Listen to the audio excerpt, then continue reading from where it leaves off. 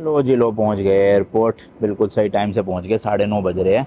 आराम से हो जाएगा। Thank you. जैसे कि मैंने बताया था भाई, कुछ ज़्यादा बड़ा एयरपोर्ट है नहीं ये। तो अपना फ़्लाइट देखते हैं किस काउंटर से। चेक इन तो मैं कर चुका हूँ ऑनलाइन, बस बैगेज ड्रॉप करना है।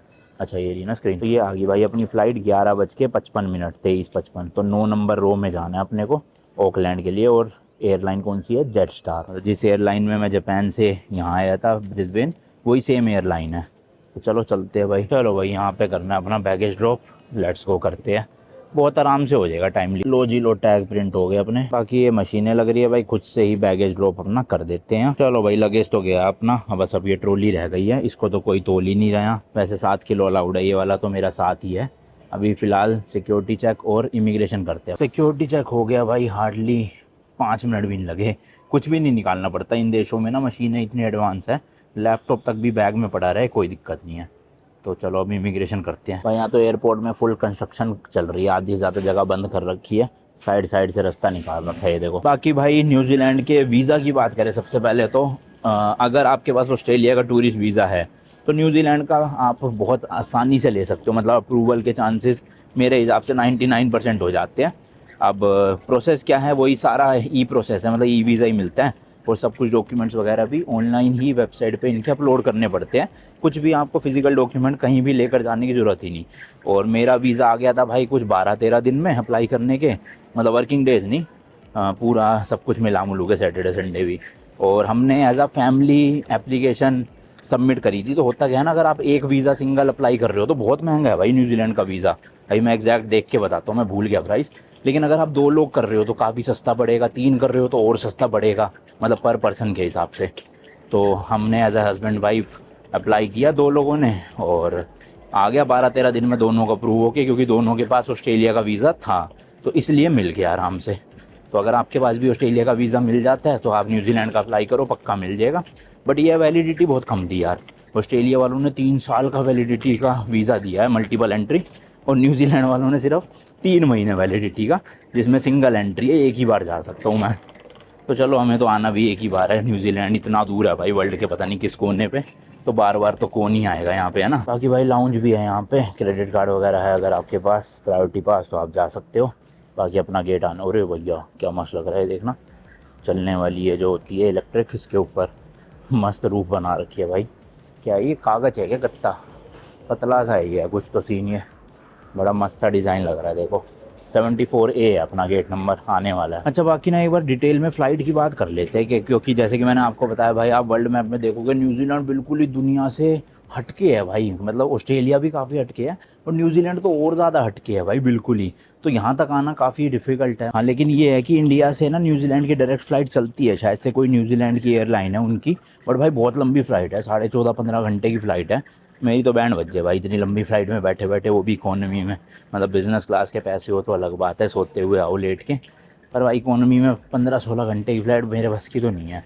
तो दूसरा ऑप्शन बचता है लेओवर के साथ। तो पहले क्या होता है, ज़्यादातर इंडिया से या तो ऑस्ट्रेलिया की आपको फ़्लाइट मिलेगी एयर इंडिया की डायरेक्ट, वो शायद 12-12.5 घंटे की होती है। फिर ऑस्ट्रेलिया से न्यूजीलैंड की मिलेगी 3-3.5 घंटे की। या इसके अलावा कई बार थाईलैंड में भी लेओवर होता है, फिर थाईलैंड से डायरेक्ट न्यूजीलैंड। तो ऐसी 3-4 अलग अलग देशों से लेओवर होते हुए आप ऐसे आ सकते हो। बट हम कैसे आए हैं, हम आए हैं भाई पहले इंडिया से वियतनाम। वियतनाम में लेओवर था, वियतनाम से गए जापान की कैपिटल सिटी, नहीं कैपिटल नहीं, ओसाका में गए जापान में। फिर ओसाका से भाई हम आए ब्रिस्बेन में। ओसाका से आए हम टोक्यो में, टोक्यो से आए ब्रिस्बेन में, और ब्रिस्बेन से अब जो है जा रहे हैं ओकलैंड। तो काफ़ी लंबा सफ़र था हमारा तो, क्योंकि मल्टीपल स्टॉप्स रखे हमने घूमने के चक्कर में। बट आप चाहो तो एक ही स्टॉप लेके आ सकते हो, या डायरेक्ट भी फ़्लाइट लेके आ सकते हो अगर आप बैठ सकते हो इतना लंबा। टिकट्स की बात करें जो मैं आपको बता रहा हूँ भाई, डायरेक्ट है बिल्कुल न्यूजीलैंड की, वो तो होगी मेरे ख्याल 80-90 हज़ार रुपये वन वे इंडियन करेंसी में। तो आना जाना 1.5 लाख रुपये के आसपास आप लगा सकते हो। लेकिन जो ले ओवर वाली होती है वो इंडिया से लगभग 50,000 से 60,000 रुपये के बीच में पड़ती है वन वे। तो यानी कि मोटा मोटा अप डाउन देखोगे तो 1 लाख रुपये या 1,10,000 में आप न्यूजीलैंड की ट्रिप फ़्लाइट टिकट्स के मामले में आना जाना कर सकते हो। और हमारी बात करें तो यहाँ से मतलब ब्रिस्बेन से ऑकलैंड की जो फ़्लाइट टिकट पड़ी है वो अपने को पड़ी है कुछ 25,000 की।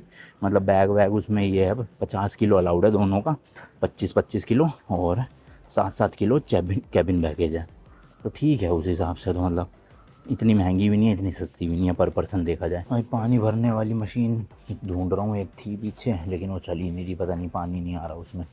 तो अब आगे जा रहा हूँ थोड़ा थोड़ा।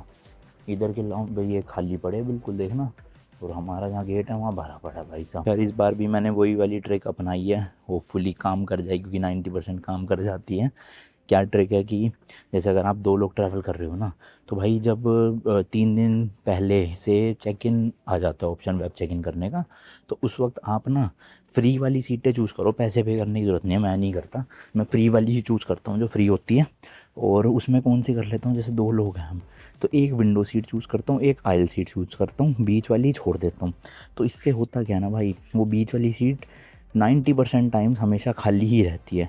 मतलब जब आप प्लेन बोर्ड कर लोगे, बोर्डिंग हो जाएगी, तो चांसेस है 90% कि उस मिडल सीट में कोई भी नहीं आएगा। क्योंकि नॉर्मल साइकोलॉजी है भाई, जो सिंगल बंदा ट्रैवल कर रहा है अगर, वो कभी भी बीच वाली सीट चूज़ नहीं करेगा, फंसना नहीं चाहेगा 2 लोगों के बीच में। ठीक है, तो वो हमेशा आयल सूट जो चूज़ करेगा या विंडो चूज़ करेगा, और उसको वो उस केस में मिलेगी नहीं तो वो नहीं लेगा, मिडल आगे पीछे ले लेगा कहीं। या 2 बंदे भी ट्रैवल कर रहे हैं तो वो भाई लेना चाहेंगे तो साथ ही लेना चाहेंगे ऑब्वियसली, है ना, अलग अलग तो रहेंगे नहीं कि एक बंदा मिडल में बैठा है एक कहीं और बैठा है। तो इस चीज़ की वजह से ज़्यादातर बीच वाली सीटें खाली ही मिल जाती है अपने को। तो फिर हम बढ़िया से तीनों सीट खुद कब्जा के 2 लोग आराम से बैठते हैं। तो देखते हैं आज काम करता है कि नहीं करता, क्योंकि पिछली फ़्लाइट जब जापान से हम ब्रिस्बेन आए थे, पूरी फ़्लाइट भरी हुई थी ठोसा ठोस भाई, मतलब हार्डली 2-4 सीटें खाली होंगी। बट इस ट्रिक की वजह से हमारी सीट बीच वाली खाली मिल गई। और बाय चांस अगर कोई बीच में आ जाता है, जैसे एयरलाइन वाले दे देते हैं, अलॉट कर देते हैं उसको सीट अकेले बंदे को, तो आप उससे सीधा रिक्वेस्ट कर लो भाई कि तुम बीच वाली हमें दे दो, आइल सीट में बैठ जाओ, और कोई भी मना नहीं करेगा इस चीज़ में, क्योंकि उसका तो फ़ायदा ही है भाई, बीच वाली से कोने वाली पे आ रहा है, तो आप लोग वैसे भी साथ हो ही जाओगे।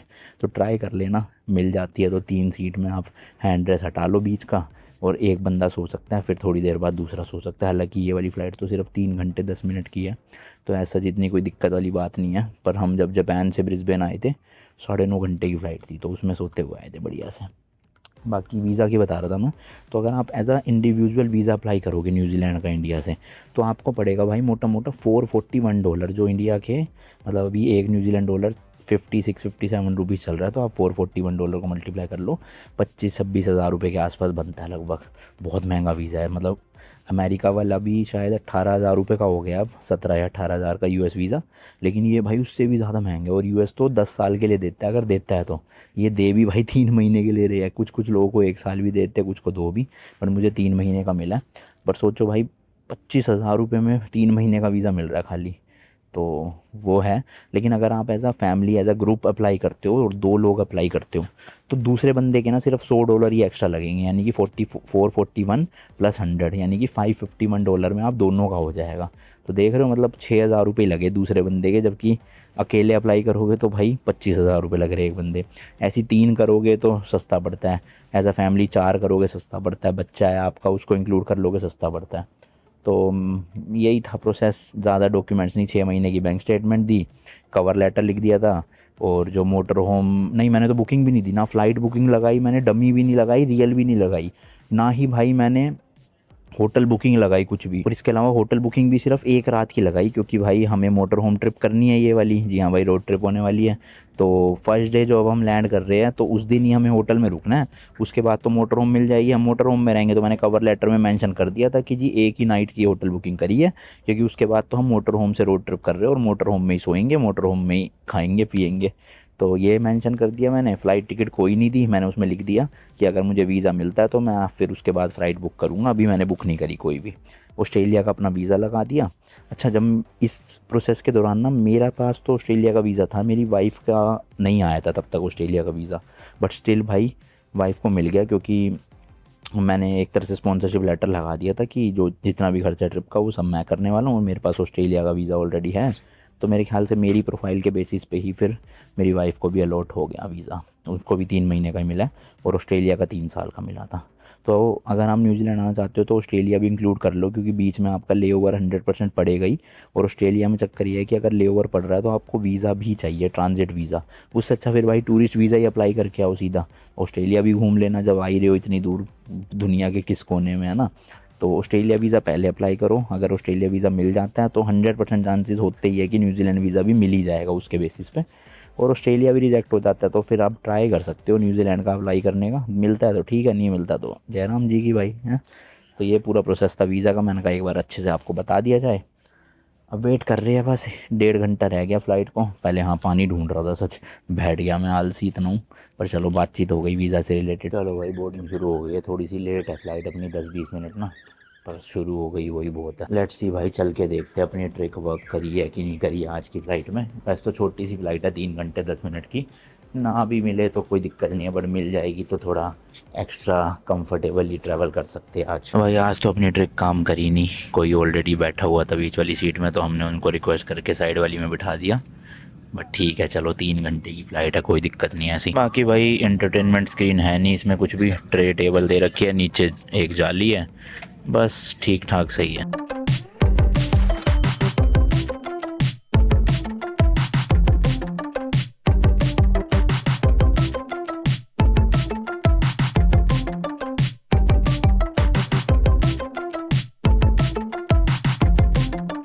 लो जी लो भाई, लैंड हो गया है टाइमली, सुबह के 5:30 हो रहे हैं। वैसे तो 5 बज के कुछ मिनट पे लैंड होना था, तो 20-25 मिनट लेट है थोड़ा सा बस, ज़्यादा नहीं। बाकी इन्होंने फ़्लाइट में भाई ये ट्रैवल डिक्लेरेशन दी है, ये भरने हैं अभी फ़िलहाल। पेन का इंतज़ाम करना है, पेन है नहीं अपने पास, तो वही है बेसिकली। बाहर से आप कुछ प्लांट व्लांट तो नहीं लेकर आ रहे, इनका भी वही बायोडाइवर्सिटी का बड़ा लोचा है थोड़ा ऑस्ट्रेलिया की तरह।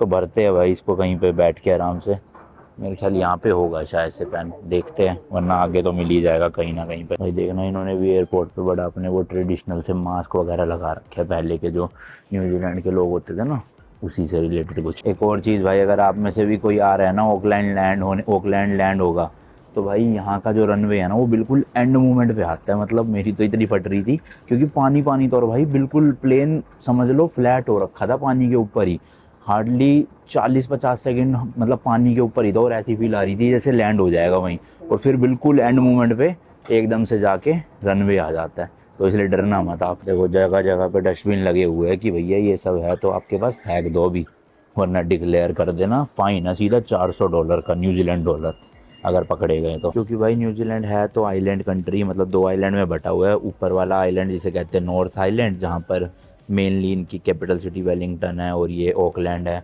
फिर नीचे है दूसरा साउथ आइलैंड, जहाँ पर काफ़ी फेमस सिटी क्राइस्ट चर्च और क्वींस क्या था, कुछ ऐसे ही था, मतलब वो बड़ी सुंदर सी सिटी है, भूल गया मैं ना। तो इसलिए भाई सही में मेरी तो लास्ट तक सांस से अटकी पड़ी थी। एक तो रात की फ़्लाइट थी, मतलब सुबह भी 5:30 बजे, गुप अंधेरा हो रखा है, तो प्लेन की खिड़की से ढंग से दिख भी नहीं पा रहा था। बस ये पता चल रहा था कि पानी के ऊपर ही बस फ्लैट ऐसे उड़ रहे हैं, बिल्कुल भाई पानी के बिल्कुल ही पास थे। बिल्कुल एंड में जाके एकदम से रनवे शुरू होता, तब सांस में सांस आई कि हाँ चलो ठीक है भाई। क्योंकि मैं सोच रहा था भाई ये पानी में लैंड करवा रहे हैं अगर, तो कोई अनाउंसमेंट क्यों नहीं कर रहा कि भाई कुछ दिक्कत है या पानी में लैंड हो रहे हैं। कोई अनाउंसमेंट नहीं हो रही थी, लेकिन फिर आ ही गया रनवे, तो हो गया सॉर्ट आउट सब। लो भाई लो, बैग आ गया, इमिग्रेशन हो गया, अब कस्टम क्लियर करना है। इमिग्रेशन ज़्यादा डिफिकल्ट तो कस्टम होता है। तो चलो भाई कस्टम क्लियरेंस भी हो गई है। तो एक्चुअल में ना आपको याद होगा, अगर जापान सीरीज़ आपने देखी है, हमने जापान में ना एक चकला बेलन खरीदा था आलू के परांठे बनाने के लिए, और वो वुड का था। तो जब हम वो डिक्लेरेशन फॉर्म भर रहे थे ना भाई, उसमें लिखा था कि अगर आपके पास कोई वुड की भी आइटम है ना, तो वो भी आपको डिक्लेयर करनी है। तो हमने इसलिए फिर डिक्लेयर कर दिया, और इन्होंने पासपोर्ट के पीछे इस तरह का स्टिकर सा लगा दिया था। हालांकि हमने उनको ना फ़ोटो ही दिखा दी थी नेट से निकाल के कि हमारे पास ये है, तो वो जो कस्टम ऑफिसर थी वो समझ गई, कह रही this is for roti right. हमने कहा हाँ हाँ। तो फिर कह रही एग्जैक्ट यही है जो फ़ोटो दिखा रहे हो। मैंने कहा हाँ सिमिलर ही है। तो उन्होंने बैग वैग तो खुलवाया नहीं कुछ भी, और ये स्टिकर लगा के आगे भेज दिया। फिर उसके बाद कस्टम की वो मशीनें लगी हुई थी स्कैनर, वहाँ पे हमने लगेज डाले अपने सारे, और उसके बाद निकल गए। मतलब ऐसा कोई चेकिंग वैकिंग नहीं हुई, कुछ भी दिक्कत नहीं हुई। बस ये है कि यहाँ पे डिक्लेयर कर दो भाई, अगर ऐसा कुछ ला रहे हो ना, डिक्लेयर नहीं करोगे और फिर उसने इन्होंने चेकिंग कर ली तो फिर 400 न्यूजीलैंड डॉलर का सीधा सीधा फ़ाइन है।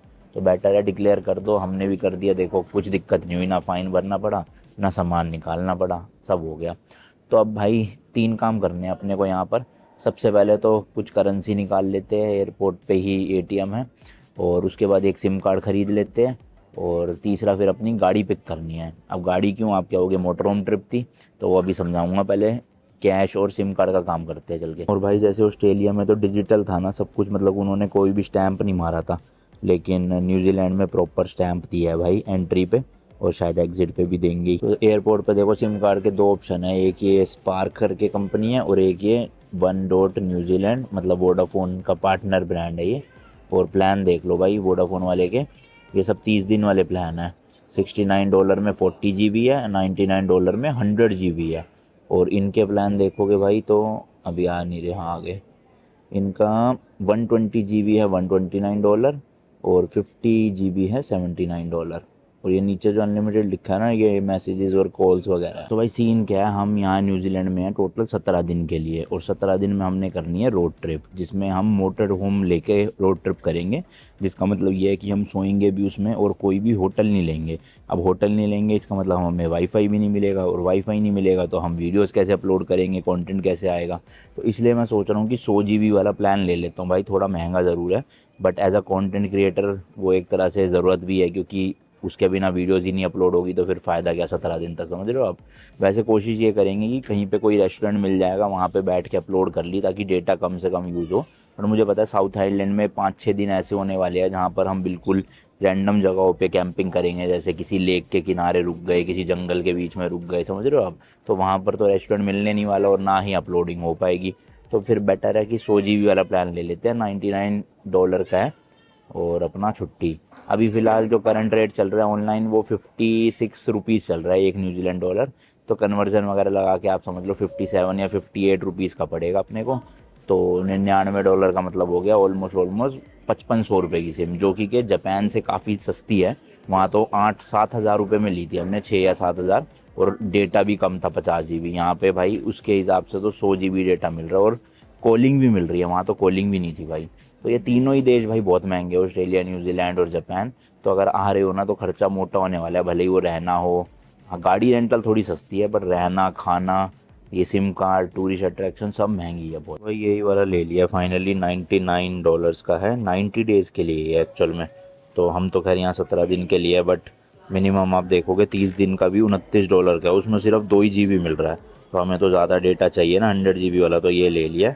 प्लस अनलिमिटेड इसमें कॉलिंग भी है न्यूजीलैंड और ऑस्ट्रेलिया नंबर्स पे, और मैसेजेस भी है। चलो बढ़िया। वैसे जनरली ना एयरपोर्ट पे सिम थोड़ी सी महंगी मिलती है as compare to city centre, but मैंने गूगल पे भी आधा घंटा बैठ के ये रिसर्च करी। तो जो वोडाफोन के प्लान है वो सिटी सेंटर में भी सेम है टूरिस्ट सिम के लिए। तो मैंने कहा फिर यहीं से ले लेते हैं, खामखा सिटी में ही भटकना पड़ेगा फिर। तो चलो सिम का काम हो गया, एक्टिवेट हो चुकी है मस्त अपनी। अब कैश मैं सोच रहा हूँ यहाँ से ना ही लूँ, बाहर के एटीएम से ले लूँ, क्योंकि यहाँ थोड़े से एक्स्ट्रा चार्जेस ले लेते हैं, 400-500 रुपये का फ़र्क आ जाएगा। और 1000 न्यूजीलैंड डॉलर निकलवाने हैं, इंडिया के लगभग 60,000 रुपये। उसमें अपना खाना पीना, ग्रोसरी और पेट्रोल वगैरह जो भी डलवाना होगा, मेरे ख्याल सब कुछ कवर हो जाएगा 17 दिन के लिए। बाकी मोटर होम वगैरह की पेमेंट ऑनलाइन कर रखी है मैंने पहले से ही। आज का और कल का जो होटल है वो भी कर रखा है, आज जो गाड़ी पिक करनी है उसकी भी पेमेंट कर रखी है। तो चलो भाई गाड़ी का देखते हैं सीन, कहाँ से पिकअप है क्या है, और क्यों मैंने अभी गाड़ी लेनी है, जबकि ट्रिप तो मोटर होम वाली थी मैंने आपको बोला। उसके पीछे का सीन बताऊंगा। बाकी ये है भाई ऑकलैंड का एयरपोर्ट, एक्सटर्नल एरिया। ऊपर देखो भाई प्लेन लटका रखा है, मेरे ख्याल तो नकली होगा ये, रियल तो नहीं हो सकता इस तरह से। Why is there a big plane hanging from the ceiling. ऊपर जाओ फिर पता चलेगा, छोड़ो भाई हमें नहीं पता लगाना। 9 बजे का मैंने पिकअप किया था कार रेंटल का, अभी 8:15 हो रहे हैं। बाहर जाके देखते हैं शटल वाले एरिया में, क्या पता शटल उनकी चल रही हो तो पहुंच जाएंगे वहाँ भाई। वैसे दे ही देते हैं पता है, आधे 1 घंटे पहले ये लोग, इनके पास अवेलेबल तो होती है गाड़ी। तो अगर मिल जाएगी तो अच्छी बात है। हालांकि हमारा चेक इन होटल जो है आज का वो 12 बजे का है, तो गाड़ी मिल जाएगी ना तो 1-2 काम है मोटर होम से रिलेटेड वो निपटा लेंगे आज ही ना, ताकि ये टाइम वेस्ट नहीं होगा 2-3 घंटे, क्योंकि नींद बहुत आ रही है।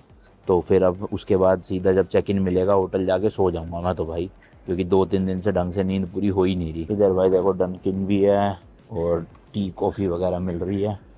इधर क्या है, अल्प्रेस एक्सप्रेसो, अच्छा कॉफ़ी का ही है भाई कैफ़े। तो यहाँ से अपने को जाना है शटल के लिए, जो बोर्ड लगा हुआ है यहाँ लगा हुआ है। अब लेट्स सी, उनको फ़ोन लगाया भाई, फ़ोन तो लग नहीं रहा उनका। तो मैंने कहा फिर बाहर ही चल के देखते हैं। कंपनी का नाम तो पता ही है, उनकी शटल आएगी तो नाम छपा ही होगा पक्का। बहुत ठंड है भाई यहाँ पे तो, थोड़ी ऑस्ट्रेलिया से ज़्यादा है। हालांकि इतनी ठंड है नहीं भाई ऑस्ट्रेलिया में भी, यहाँ पे भी जितनी हम सोच के आए थे, बट यहाँ थोड़ी बहुत तो फील हो रही है बाहर निकलते ही। ये बने तो हुआ है भाई, देखते हैं। कोई खड़ी नहीं है लेकिन यहाँ शटल अभी एक भी। छोटा सा ही एयरपोर्ट है,